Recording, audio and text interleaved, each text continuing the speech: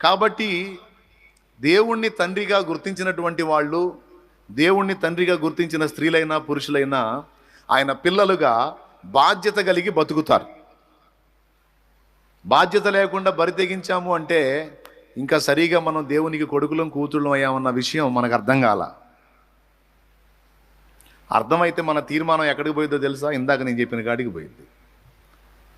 అవసరమైతే మరణమే అనుమతించు కానీ నా వల్ల నీ నామానికి దూషణ మాత్రం, నన్ను బట్టి నిన్నెవడో తిట్టకూడదు యేసయ్యా, నీకు స్తోత్రం.